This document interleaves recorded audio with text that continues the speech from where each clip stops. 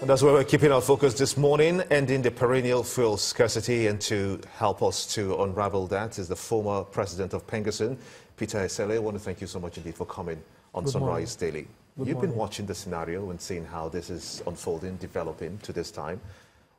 What's your assessment so far? I think my assessment is very clear. First, you have scarcity as a result of supply. Scarcity is supply and demand. So if your supply is low, so that's why you have scarcity. If there's enough supply, you won't have scarcity. But the NNPC and the government, as a matter of fact, the Mekantibaro, the NNPC GMD, did say that we have even surpassed supply.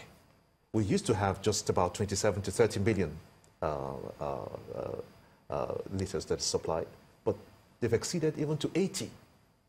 And the promise was that by this week, we would have come out of this situation. But people slept in filling stations, waiting to buy petrol. What do you think is actually going on? Well, if you say 80 million liters equals 2,500 trucks. Where are the 2,500 trucks in the country? I don't think that is even, because if you say you are talking about 2,500 trucks, where are they going to move from?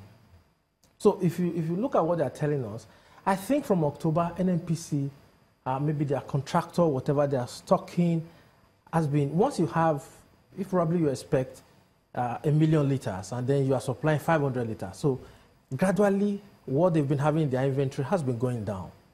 So suddenly they now had to deal with what they were not expecting. I think the bottom line is that NNPC didn't really plan for this festive period.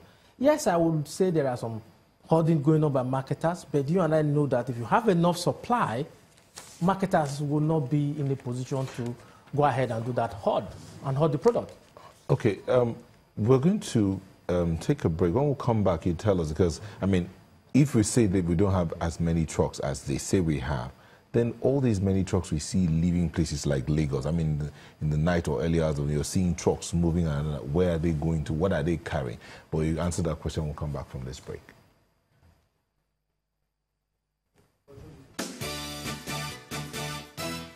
Welcome back. Well, Nyota, you're asking a question. Yes, so when we're talking about the 2,500 trucks.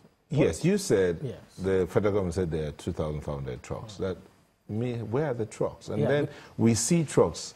Incidentally, or someone that asked me that question this morning coming out, a motorist said, where are all these trucks going to and what are they carrying? Air? Now, when you say 80 million liters, that's why I said you get 2,500 trucks. So if you are loading every day, are you loading 2,500 trucks every day? Do you even have the capacity to do that every day? I don't think we do. Now, even if you say you are moving all of this product and you're accusing marketers, because what you're accusing marketers of hoarding, first is, if there is no scarcity in the system, marketers cannot hoard. Secondly, these marketers that are behind all of this, how many have been prosecuted over time? This is not something new. It's something that we know that occur, if not every year, every other year. And since 2015, this is about the 4th or 5th time we are going through scarcity, not just Christmas period.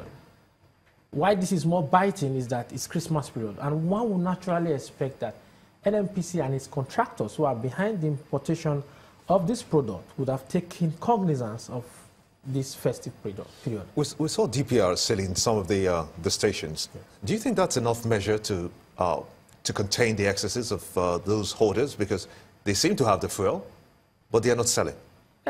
First, that's what we're talking about tracking. You know, I posted something on my Facebook wall, and people were debating it. I said technology can take care of that. In the fact that you are moving product from a depot, and you will know where that product is going. If you are moving a product now from Lagos, and you say this product is going to somewhere in Aja, and then your technology will track it to make sure that the trucker takes it to exact location. But when you don't have any of this, they can take it anywhere. There are places in Nigeria whereby they sell fuel for as high as 350, 400 naira up north. I have a friend in up north who have been talking to me about this.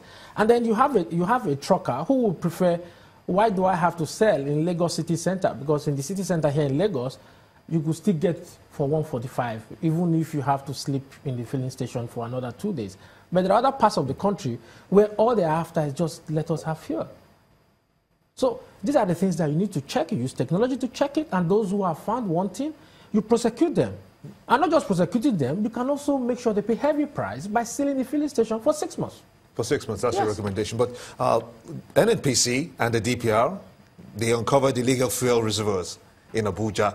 And perhaps this is where they have been stored, all those trucks that are going out. And if you have to go the way of asking the question, what's even inside the trucks? That's where the fuel is going, in those reservoirs.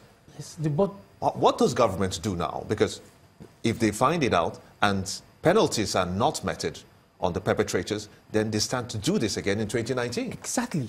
So what will government do is first, it's not just a matter of selling it up. These guys, whatever challenges we are facing right now is systemic.